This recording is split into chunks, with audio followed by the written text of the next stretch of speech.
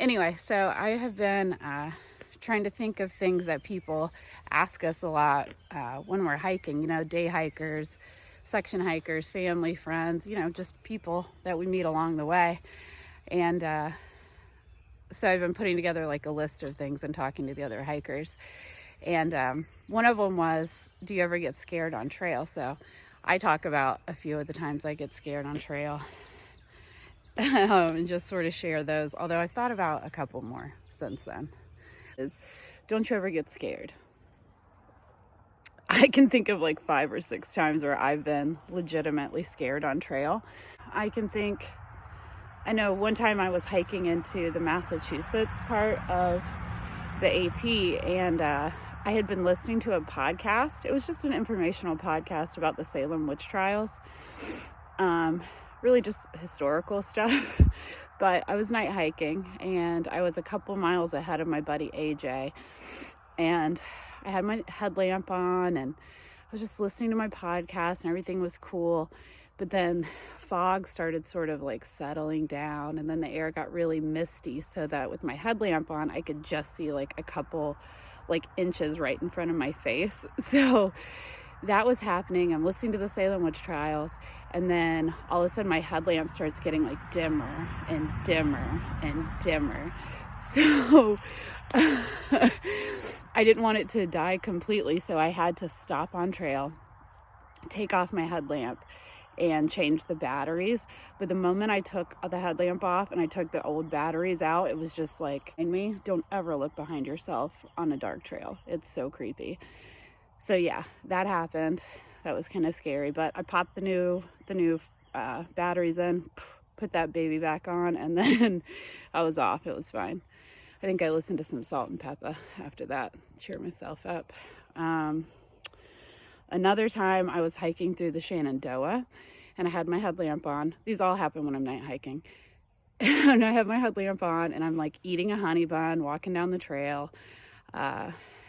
I think I had like one earbud in or something, because I was going to call my mom to let her know where I was.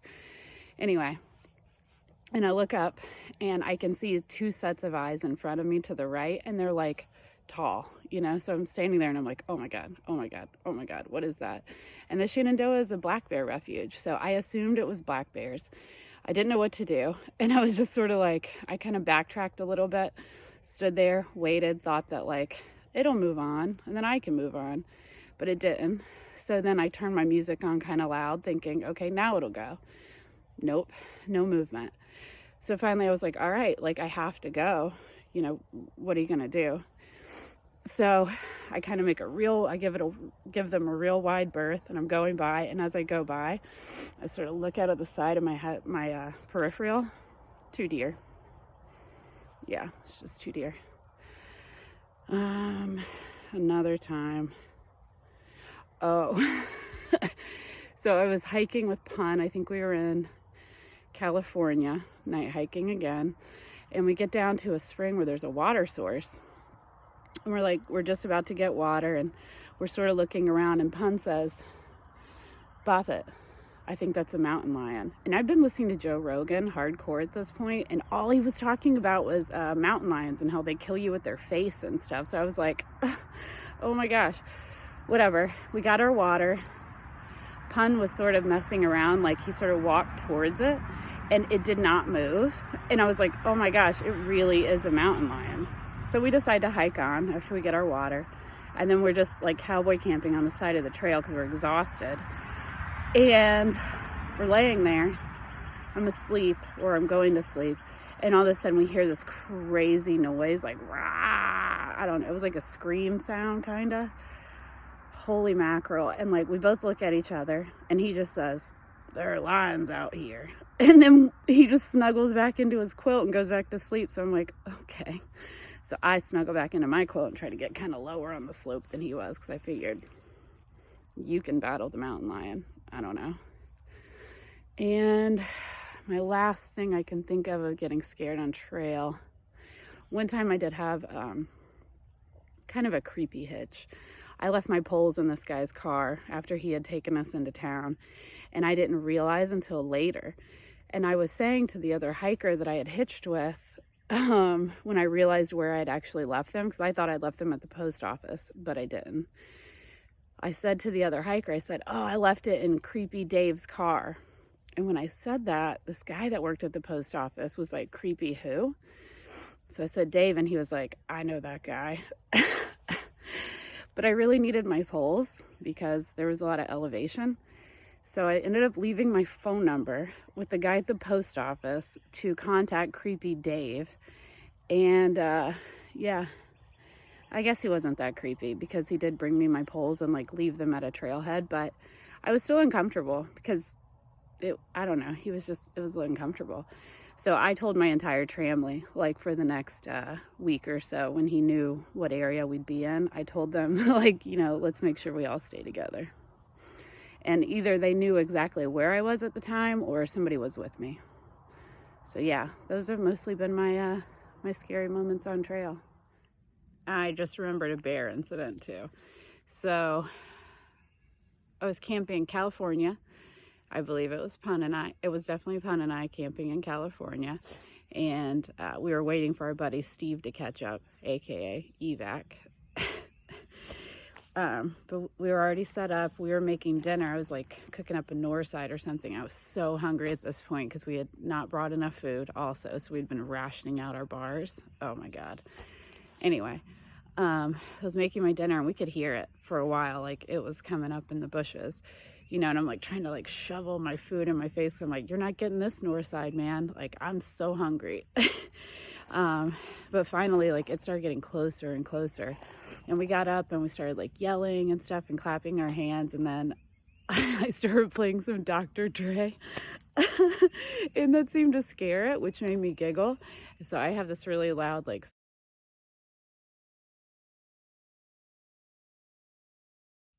but I started laughing really hard that the Dr. Dre had scared the bear, and my laugh seemed to be like the tipping point. So yeah, the bear incident, it was a little bit scary at first, but then it was really funny. And now I know that my laugh scares bears away. So it's a good tool to have. All right, my last really scary thing that I can think of was hiking through Washington. I had made the attempt to go up and tag the Canadian border starting at Harts Pass, but got to Rock Pass and it was just crazy snowy. There was this huge cornice. I don't really have enough like snow confidence to feel okay about doing that. So we had turned around and we were hiking back south past Harts Pass. Again, we're going to continue south thinking we could do that, but got to a few more snowy traverses. My friend got ahead of me. I was like just nervous. I just didn't have a lot of confidence. Anyway, so I get up to this one thing, I'm hiking up, and all of a sudden my whole body post holes, like up to my waist. So now I'm kind of shaken. I pulled myself out, had my poles just like pushed up like I'd seen with quicksand. Kept going. I'm hiking up the mountain to go over this little pass, and it's like domed like a snow cone. So I get up there, I can see a couple of people's footprints, and I'm like, all right. So it was like heel, kind of stay low, and I was going to make my way down this like rounded slope. Well, I got heel, pull, heel, and then suddenly I'm just like sliding like so fast it felt like over the top of this like dome. And I know the trail's down below me like 12 feet or something like that because I could see it, but it was like 4 feet wide, and then it was like the side of the mountain. So as I'm sliding down, my one arm's behind me, I can feel it just like scraping on all these rocks, and it felt like I just went into slow motion, or it felt like time slowed down for me. And I just said to myself, well, you're probably going to break your legs, but you'll be okay. Just hit your SOS button. So there was this like very calm acceptance of what the situation and what I was going to do afterwards. But miraculously, probably wasn't really miraculous. I'm sure it was just being more dramatic in my mind. But I slowed down, landed on my feet, didn't break anything, kept going. And then I caught up to my friend that was ahead of me, and I was like, oh my gosh, let's just stay together for this next part. So yeah, I didn't die. It's what adventure's all about, right? Challenging yourself, trying to do things that, you've never done before, but also knowing your limits. After that, I flipped down south and started hiking north to let the snow melt.